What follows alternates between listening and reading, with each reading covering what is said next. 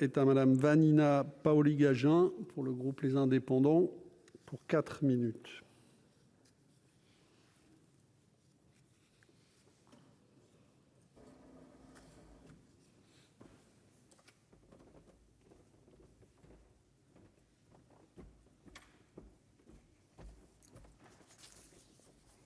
Monsieur le Président, Monsieur le Garde des Sceaux, mes chers collègues, nous le savons, la France fait partie des États européens dont les prisons sont les plus encombrées et dont la population pénale augmente.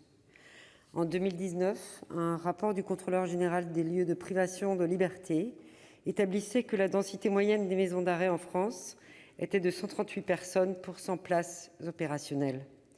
44 de ces établissements ayant une densité supérieure à 150%.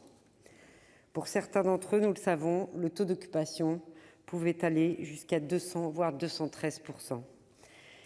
Alors que le principe d'encellulement individuel est inscrit dans notre droit depuis juin 1875 avec la loi sur le régime des prisons départementales, cette surpopulation chronique a de graves conséquences sur les droits et la dignité des détenus, et notre pays est régulièrement condamné pour des conditions de détention contraires aux dispositions de l'article 3 de la Convention européenne des droits de l'homme.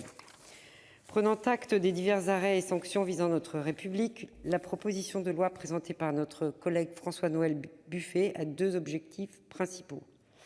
Le premier, garantir à tous les détenus des conditions de détention compatibles avec le principe de dignité de la personne humaine. Le second, créer une voie de recours effective lorsque sa dignité est bafouée. Je me réjouis donc que la commission mixte paritaire soit parvenue à une rédaction commune de l'ensemble des dispositions restant en discussion. Je souhaite néanmoins faire plusieurs remarques. En premier lieu, je regrette que, sur ce sujet, ce soit une proposition de loi qui vienne apporter une réponse aux injonctions qui sont adressées à la France et que le gouvernement n'ait pas affiché une véritable ambition pour faire cesser une situation insupportable au pays des droits de l'homme.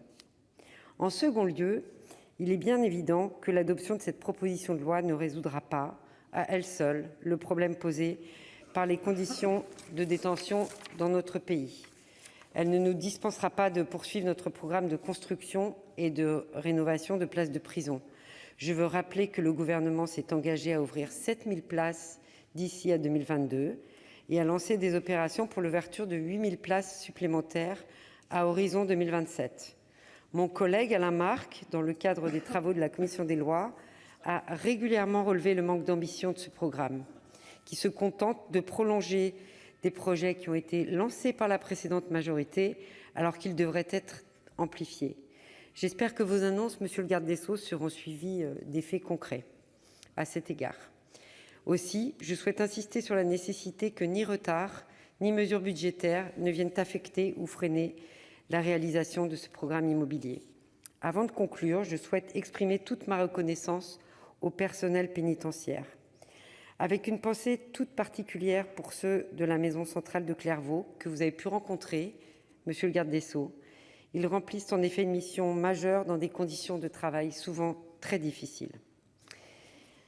Mes chers collègues, reconnaître et respecter la dignité des détenus n'est pas une mesure de complaisance. Il s'agit d'une mesure indispensable pour en faire des citoyens à part entière et leur permettre une vraie réinsertion dans le corps social. Cette proposition de loi représente une grande avancée pour notre démocratie.